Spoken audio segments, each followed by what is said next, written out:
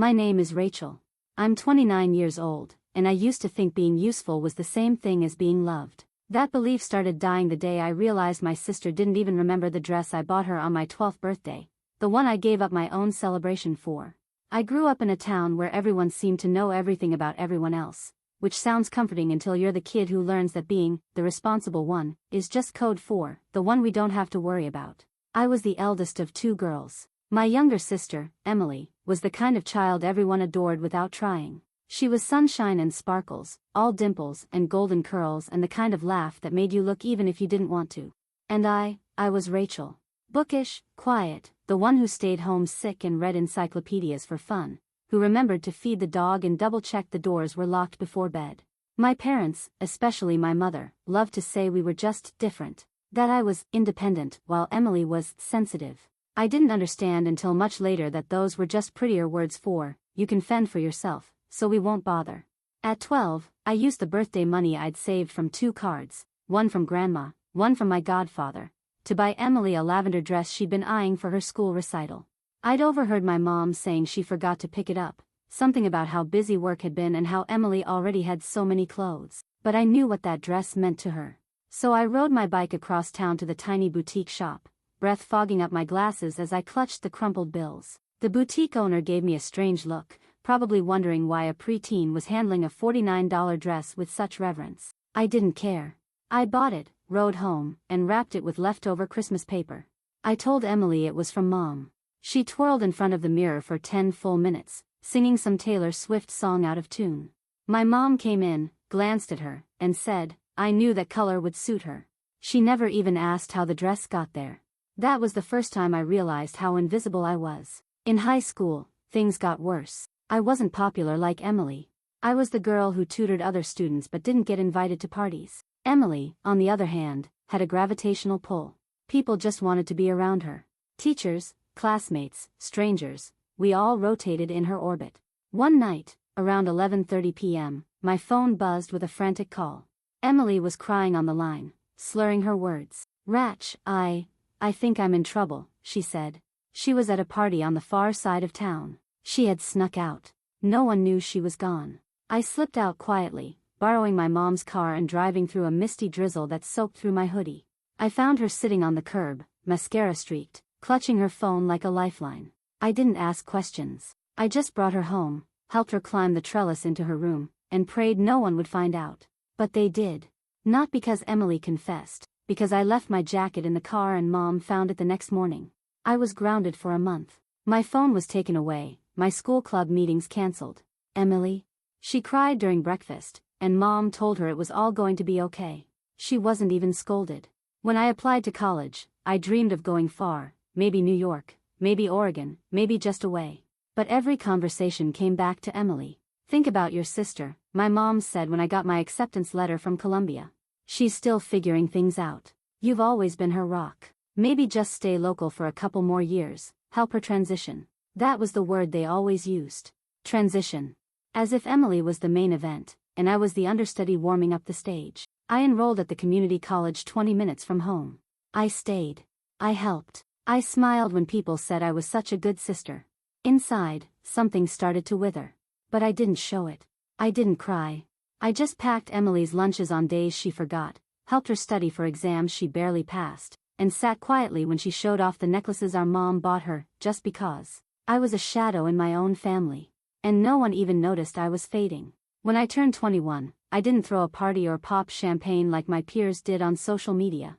Instead, I clocked out of my shift at the bookstore I'd worked at since high school, picked up a lukewarm dinner from the nearest takeout place, and drove home in a car that wheezed every time I made a sharp left. My celebration was a solo meal on my tiny apartment balcony, a moment of stillness between the realities of paying rent, studying for finals, and pretending I didn't feel completely alone in the world. By then, I had already started to understand that love in my family was often measured by usefulness, not affection. My mom used to say, "You're the dependable one, Rachel. We never have to worry about you," as though that was something I should be proud of, not burdened by. But even back then, I was quietly constructing something no one had the imagination, or interest, to ask about. While Emily dropped out of her second community college and cycled through boyfriends like Instagram filters, I worked double shifts and enrolled in online courses in business development and real estate finance. I read every city zoning regulation like it was a novel. I memorized renovation laws and investment strategies on my bus rides to work. I didn't go out. I didn't travel. I didn't post. I built in silence. At 23, I started interning part-time for a boutique real estate agency that specialized in historical properties. I didn't get paid much, but they let me sit in on meetings where wealthy couples discussed $100,000 renovations like they were choosing salad dressings. I listened. I took notes. I studied how money moved, how people who didn't need to ask for permission made decisions that reshaped entire city blocks. 2 years later, I scraped together a down payment using every penny I'd saved and bought a forgotten 2-story building on the edge of downtown. The listing had been up for 6 months, the walls bowed with moisture damage, and the brick exterior looked like it hadn't been cleaned since the Nixon administration. Everyone thought it was a mistake, especially my family, once they found out. My mom asked why I wasn't investing in something safe, like a modest condo or at least a decent car. I didn't bother explaining my vision to them. They never listened anyway. What no one knew was that I had quietly formed a holding company under the name Dovetail Management and was building something much larger than just a real estate flip. I partnered with a designer I met at one of the real estate networking events and contracted a local architect who believed in repurposing historic spaces into luxury event venues. After 2 years of permits, renovations, and sleepless nights spent reviewing budgets, the Marble Hall was born. It wasn't just beautiful, it was breathtaking. Vaulted ceilings with exposed beams restored from the original 1920s warehouse, pale marble floors that caught the light just right at dusk, and chandeliers hand-picked from vintage markets across the country. The first wedding we hosted had a wait list of 90 guests. The bride cried when she saw the aisle setup. Every detail was intentional. Every piece of it bore my fingerprints. But at our first official launch party, I stood in the back corner, a champagne flute in hand, smiling politely as our front-facing coordinator took credit for the concept. No one knew I was the majority owner. No one recognized my name. That was exactly how I wanted it. Because back home, Emily had just moved in with a man who called her lazy and refused to get a job. 2 weeks later, she was crying outside my apartment at 2 a.m. with a garbage bag full of clothes and no plan. "Ratch," she sniffled, not bothering to wipe her mascara-smeared cheeks. I didn't know who else to call. I didn't say the obvious, that she had a dozen friends and 2 parents who still paid her phone bill. I just pulled her inside, gave her a blanket, and made space on my couch. 3 days later, I co-signed the lease on a small 1-bedroom apartment for her because she had bad credit from an old phone bill, and the landlord wouldn't budge. I also wrote a quiet check to pay for her enrollment in a cosmetology program after she swore this time would be different. She never found out I was the one who paid the tuition in full. I told the administrator to list me as an anonymous donor. I didn't need the credit. I just needed her to get on her feet. Spoiler, she dropped out 2 months later. The thing about being the fixer, the support system, the fallback option, is that people start to treat you like a utility. They don't ask how you're doing because you're not supposed to need anything. They don't celebrate your wins because they assume you don't have any. At every family gathering, the conversations orbited around Emily, her latest heartbreak, her job interviews, her journey of finding herself. One Thanksgiving, Emily spent 10 minutes crying at the table because her ex posted a new girlfriend on Instagram. My mom sat beside her, stroking her hair like she was a wounded kitten. My father muttered something about how she just feels things deeply. I'd flown in from a destination wedding in Miami I helped coordinate and had just booked 3 more events for the winter season, including one for a Fortune 500 executive's anniversary party. No one asked about any of it. Not once. Instead, when I mentioned in passing that I was renovating a second property, my mom frowned and said, "Don't you think you should slow down? You're doing so much, Rachel." As if being productive was a problem. As if success, when it came from me, was cause for concern. Sometimes I wondered what they thought I did all day. I doubt they even knew the name of the company I owned, let alone that I had employees, clients, and bookings extending into the next calendar year. But I stopped trying to correct them. I had spent too many years watching Emily fall apart in increasingly theatrical ways, only to be met with warmth and sympathy, while I kept myself together and was rewarded with silence. Eventually, I realized I wasn't a sister to them. I was a safety net. I moved further into the city that year, into a loft above the Marble Hall with floor-to-ceiling windows and dark wood floors that creaked in the most satisfying way when I walked barefoot at night. It wasn't flashy. It wasn't showy. But it was mine. All of it. Every beam, every tile, every detail. I hosted a private birthday dinner that year, just a few people I trusted, a small catered meal in the event space after hours. Emily didn't come. She forgot. Said she had a last-minute thing with her friends. My mom sent a text that said, "Sorry we missed it. You know your sister has a lot going on right now. We'll catch the next one." There wouldn't be a next one. Something hardened in me that year, not in a dramatic or bitter way, but in a slow, sedimentary way, like rock forming under pressure. I stopped offering updates. I stopped explaining what I was working on. I stopped waiting for recognition that would never come. I let them orbit around Emily's chaos and removed myself from the gravitational pull. When people asked if I was close with my family, I smiled and said, "We're in touch." It wasn't a lie. Not entirely. I still sent birthday cards. I still answered the occasional, "Can you help with this?" message. But the warmth was gone. The ache, too. In its place was a quiet satisfaction that I had carved out a life on my own terms. They never knew about the article in the local business journal naming the Marble Hall one of the top 5 event spaces in the state. They never knew about the couple who flew in from New York just to get married on our staircase. They didn't know I'd been asked to speak at a real estate panel in Denver. I didn't tell them. Why would I? They never really saw me anyway. I had just wrapped a Monday morning site inspection when the call came through. The bride-to-be was gushing, words tripping over themselves like champagne bubbles, and at first, I didn't even recognize the voice. Then she said, "Ratch, oh my God, I'm engaged," and I felt something in my stomach tighten, not from jealousy, but from the weight of what I already knew was coming next. Of course, Emily was getting married. And of course, she was calling me before anyone else, not out of sisterly affection, but because she needed something. As I stood barefoot in the hallway of the Marble Hall, paint chips still dusting my palms from a minor touch-up I had been overseeing, she launched into a monologue about the ring, the proposal, the Instagram-worthy photo shoot her fiancé's friend had captured during the Sunset Beach proposal, and how the diamond looked way more expensive than it probably was. Then she said the thing I was already bracing for. "We're thinking of booking the Marble Hall," she squealed, unaware that she was standing in the very space I had envisioned, funded, designed, and built from nothing but plaster, vision, and stress-induced migraines. She called it "that venue everyone keeps posting about, so chic, so vintage modern, and totally unaffordable for us, but I'm trying to manifest it anyway." I bit the inside of my cheek so hard I tasted iron. Rather than telling her the truth outright, that she was standing on the metaphorical shoulders of her own sister's labor, I simply said, "I think I can help with that." I didn't explain how. I didn't elaborate. She didn't ask. She just assumed the universe, or some faceless corporate angel, was aligning in her favor, like it always had. Over the next few weeks, I coordinated the internal team to reserve one of our peak summer dates for her wedding, something we rarely did, especially for clients who hadn't signed a deposit contract yet. I had the head of event operations block off 3 days for setup and teardown, all under the guise of a private client with special arrangements. I planned to cover 70% of the costs from my own pocket. She wouldn't know that. She didn't need to. All she needed was the fairy tale. And I, once again, had decided to be the invisible architect behind the dream. At first, it was manageable. She sent Pinterest boards, screenshots of French garden weddings, and moody candlelit arches she wanted replicated.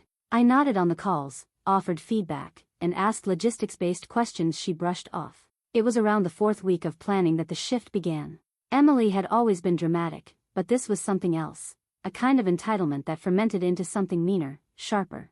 She began texting at all hours, demanding changes to the floral mock-ups and asking whether she could replace our preferred photographer with a TikTok influencer who might promote the space in exchange for exposure.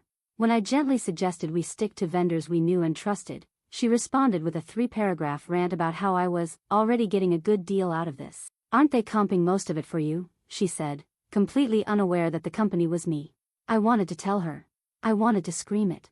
But something stopped me every time. A mix of pride and shame, I think. Or maybe the sad little hope that if I gave her this day, she might finally see me as something other than the person who bails her out or covers her mess. But her gratitude, like always, had an expiration date. One afternoon, while I was on site coordinating back-to-back walkthroughs, I got a text that simply said, "Just FYI, I told the girls you're not in the bridal party.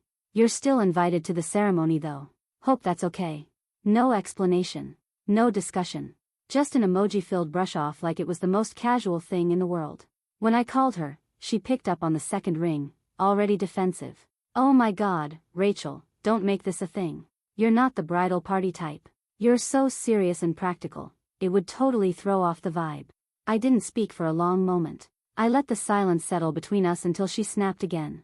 Don't be dramatic. You always do this, make everything about you. I wanted to tell her that being left out wasn't about a dress or a title. It was about how I had been quietly holding the entire wedding together and still wasn't considered part of it. I wanted to scream that I was literally paying for the venue and most of the amenities while she acted like I was lucky to be invited at all. But all I said was, fine. Because by then, I knew nothing I said would matter. It all came to a head the night of the pre-wedding dinner. It was held at a trendy downtown restaurant that tried too hard with its exposed brick and $18 cocktails. Emily was already glowing from 3 glasses of wine when I arrived. The table was full of her friends, her fiancé's family, and a few of our extended relatives. The seat reserved for me was at the end, almost an afterthought. During the first course, someone asked Emily how she managed to score the marble hall for the wedding. She laughed and rolled her eyes dramatically. "Oh, it's a long story," she said, waving her hand. "Basically, the venue's director offered us a discount after I told them I had a meltdown in their foyer. I guess I looked desperate enough. Or maybe they just liked my vibe." Laughter. So much laughter. My chest felt like it was being pressed from both sides, as if the air itself had turned viscous and judgmental. She didn't thank me. She didn't even acknowledge me. Instead, she glanced down the table at me and said, with that syrupy passive-aggressive smile she'd perfected since childhood, "Rachel's here too, of course. She helped with a few things. She's always really organized. A little cold, maybe, but you know, that's just how she is." Someone giggled. Another person murmured, "So true."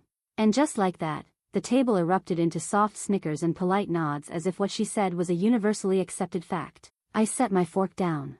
My appetite had vanished hours ago, but the disgust had just begun to bloom. "I'm sorry," I said, my voice quiet but sharper than I intended. "What exactly am I, Emily? Just the discount fairy? The cold, organized ghost who makes everything easier while you take credit?" Her face went pale, then red. She opened her mouth to retort, but I kept going. "I paid for the venue. I paid for your linens. I paid for the florals you swore were too expensive. And I did it quietly. I never asked for credit. I never expected a thank you.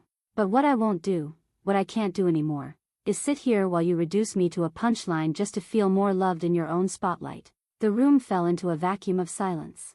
Utensils froze. Glasses hovered in midair. Her fiancé looked like he wanted to disappear under the table. Then, our mother spoke, from 2 seats down, her voice firm, familiar. "Rachel," she hissed, "please don't do this. It's Emily's day. Don't ruin it. Like you always do." It was that sentence, the final knife in a drawer of old cuts, that made something inside me go still. The hurt wasn't even fresh. It had been waiting for this. That night, I didn't drive home. I walked 5 blocks in heels that blistered my feet, ducked into a cab, and told the driver to take me anywhere quiet. The text came at 11:43 p.m. Short, surgical. "You're not welcome at the wedding. You're toxic and jealous. I need peace on my big day. Please respect that." It was signed, Emily Ring Sparkles. As if the emoji softened the blow. I stared at the message for 5 minutes. Then I turned off my phone. That night, I didn't cry. I slept. For the first time in weeks, I slept. Because the invitation may have been rescinded, but so was my obligation. And for the first time in my life, I didn't feel guilty for letting her drown in the mess she made alone. I stared at the text message for what felt like hours, though I knew the screen had gone dark within 60 seconds. I didn't touch my phone after that. I didn't respond. I didn't even breathe deeply for fear that letting out one long exhale might break whatever fragile composure was keeping me upright. It wasn't just the words, "You're not welcome at the wedding. You're toxic and jealous," that cut. It was the casual punctuation, the curated emoji at the end like a signed thank you card after a slap. It was the implication that the damage she had done was my fault. That setting a boundary, finally, painfully, was the same thing as being destructive. That declining to be used equaled cruelty. But what broke me wasn't just Emily's cruelty. It was how familiar it felt. It was how, despite all the evidence, a part of me still wondered if I had overreacted. If maybe I had ruined things. If I had somehow made her push me out. That voice, the one that had been with me since childhood, shaped by years of silence and compromise and being, the responsible one, kept whispering that maybe this was just another misunderstanding. Maybe I should reach out and apologize. Maybe the peace of the family depended on it. But this time, I didn't listen. Instead, I poured myself a glass of water, sat down at the little marble-topped kitchen island I had designed myself, and stared out the window. The city buzzed outside in gentle pulses, windows flickering across the skyline, unaware of the small act of defiance beginning in my heart. I opened my laptop. I typed a brief message to the director of operations at the Marble Hall. I didn't vent. I didn't over-explain. I simply stated that the reservation for July 15th should be released back to the calendar. No penalties, no refund, no follow-up needed. The reservation had never been formalized with a signed contract because, technically, Emily hadn't paid a deposit. She wasn't even listed as the client. I had held that booking under Dovetail Management the entire time, my quiet way of protecting her from the harsh logistics of event planning.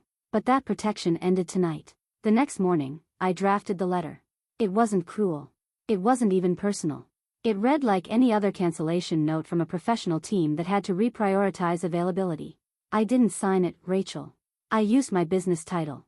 I enclosed it in a simple cream envelope and mailed it through a private courier to her fiancé's apartment. 2 days later, my phone lit up with calls. My mother's number appeared first, then vanished.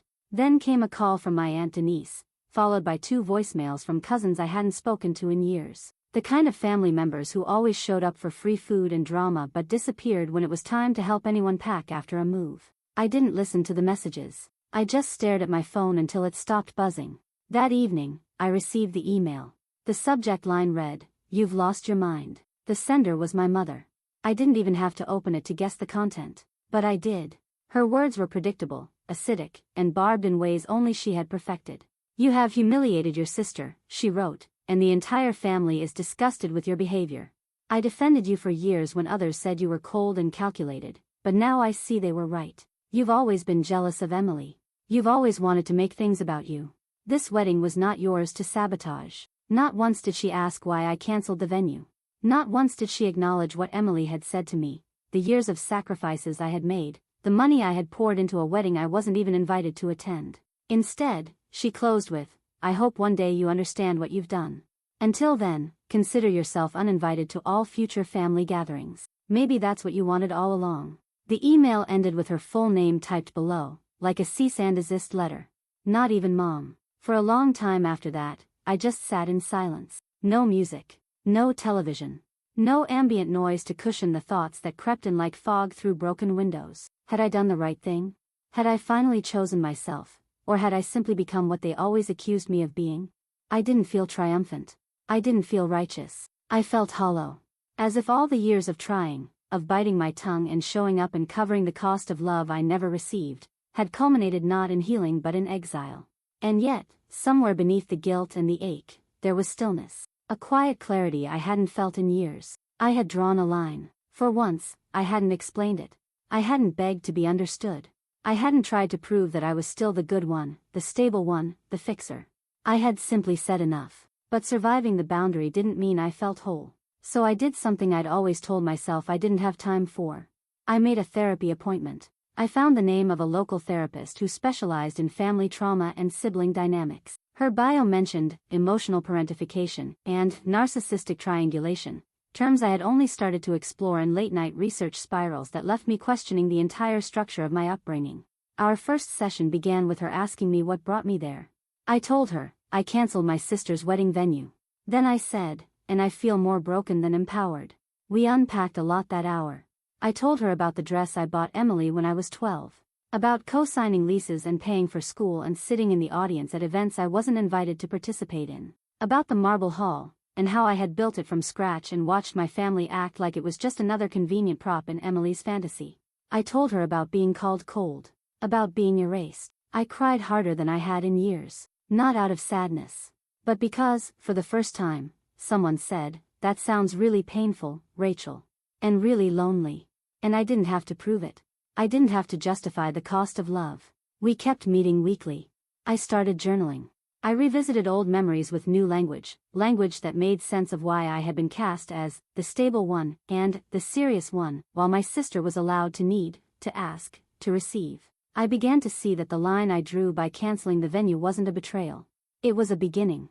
A declaration that I would no longer offer up pieces of myself in exchange for proximity to a family who only saw me when I was solving their mess. 2 weeks later, the Marble Hall hosted a small art gala. During the event, one of the guests, an elderly woman with a graceful posture and a sharp eye, walked over to me near the bar. "I heard the owner is a woman," she said, smiling. "That true?" I nodded and introduced myself. She smiled even wider. "Well, you've built something exquisite. And I can always tell when something's built by a woman who's had to prove herself to people who never saw her." I laughed. I didn't mean to. It just came out. A sound that felt rusty, but real. I thanked her and excused myself. Later that night, I stayed behind to help the crew reset the space. As the last of the chairs were stacked and the lights dimmed, I stood at the base of the marble staircase and whispered something I hadn't dared speak aloud in weeks. "You are allowed to take up space." The words hung in the air like incense, gentle but insistent. And for the first time in my life, I believed them. I never saw the wedding photos. I never asked, and no one offered. From what I later heard through a mutual acquaintance, someone who knew better than to press, the wedding did happen. It was moved to a mid-range banquet hall on the outskirts of the city, one with those synthetic floral arches and faux gold chairs that left scuff marks on vinyl floors. The dates stayed the same. The venue did not. There was no orchestra. No imported linens. The fairy tale Emily had curated like a Pinterest board with fragile delusions of grandeur was reduced to a rushed event patched together by urgency, wounded pride, and the exhausted last-minute goodwill of extended relatives. I wasn't invited. I didn't go. And that was the first real gift I ever gave myself. Instead of attending, I spent that day on a solo trip upstate. I checked into a boutique cabin overlooking a lake where the only sound for miles was the shuffle of wind through tall grass and the occasional lapping of water against the dock. I left my phone in the glove compartment of my car and built a fire with my bare hands, my fingers smudged with ash and self-reliance. For the first time in decades, I didn't explain my absence. I didn't justify it with a family emergency or a scheduling conflict. I simply disappeared. Not in punishment, not in protest, but in preservation. And in those still, silvery moments, watching the sunrise through pine silhouettes, wrapped in a worn sweater that still smelled like cedar, I began to realize that peace wasn't a reward someone handed you for good behavior. Peace was a decision. A quiet one. An unapologetic one. The following months felt like a second adolescence. I went no contact with my family, not out of spite, but because I needed to understand who I was when I wasn't being assigned a role in someone else's narrative. I deleted the group chat. I stopped checking social media for glimpses of their lives. I unfollowed my mother and removed myself from email threads about holiday planning and baby showers I was never truly invited to, anyway. Instead, I began reaching back toward people I had unintentionally drifted from during years of service to a family that only took. There was Monica, who had once been my roommate in college before I moved home to help Emily after her third breakup. She still lived in the city and worked in nonprofit event planning.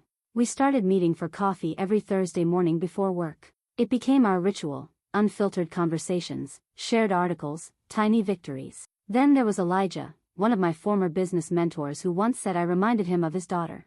I invited him to tour the newly renovated garden wing of the Marble Hall, and his eyes misted when he saw the way I had incorporated solar lighting into the stone path without compromising the vintage aesthetic. "You really built this?" he asked, eyes wide. "Yes," I said. "Every inch." I joined a pottery class on Saturdays. I started journaling every night. I cooked new recipes without needing someone to be impressed by them. I even started reading for fun again, novels with winding prose and messy protagonists who didn't beg to be liked, only understood. Slowly, the edges of my world softened. The need to be seen quieted. The impulse to prove my worth dulled. I wasn't performing anymore. I was simply being. That fall, I hosted a Friendsgiving in the Marble Hall's smaller courtyard, surrounded by string lights, mismatched chairs, and people who didn't ask for more than I could give. We toasted to surviving the year. We laughed until our sides hurt. We hugged goodbye without performance. My phone buzzed the next morning. "Emily." "No, hi." "No, how have you been?" Just a single, confused message. "Why would you do that to me?" The message hit with dull weight, not sharp pain. Once, that question would have sent me spiraling, into self-doubt, into over-explanation, into endless internal litigation where I was both defendant and jury. But this time, I didn't get pulled into the undertow of guilt. Instead, I opened a blank document, and I began typing. Not a rant, not a takedown, but a list. Itemized, neutral, factual. Every time I had covered rent, every tuition bill I had paid, every vendor I had called on her behalf, every dress, ride, loan, apology, and explanation I had extended like rope, hoping she'd climb while she tied it around me instead. At the top of the list, I wrote, "I didn't do these things to hold them over your head. I did them because I loved you. But love without respect is just exploitation." I hit send. She didn't reply that day. But 4 days later, a new message arrived. "I don't know what to say. But I'm starting therapy. My friend recommended someone. I think I need to understand myself better." I stared at the screen for a long time. Not because I thought it fixed anything. Not because it absolved the hurt. But because, for the first time in our lives, she hadn't blamed me. She hadn't rewritten the narrative to cast herself as the victim. She had acknowledged, in her own imperfect way, that maybe, just maybe, there was something in her reflection worth investigating. I didn't reply with a heart emoji. I didn't offer a hug or a lunch date. Instead, I said, "That's a good step. I hope you stick with it." And that was enough. That winter, I skipped Christmas. My mother sent a clipped message reminding me when and where dinner would be. No apology. No olive branch. Just a passive command masked as tradition. I didn't respond. I spent the day wrapped in a knit blanket on my sofa, sipping spiced cider, watching snowfall dust the edges of the courtyard. I wasn't angry anymore. Just finished. I hosted New Year's with Monica and Elijah and a few new friends from pottery. We made resolutions on index cards and burned them in the fireplace, laughing when someone's caught fire too fast. Mine simply said, "Be done explaining my value." It didn't need to be more.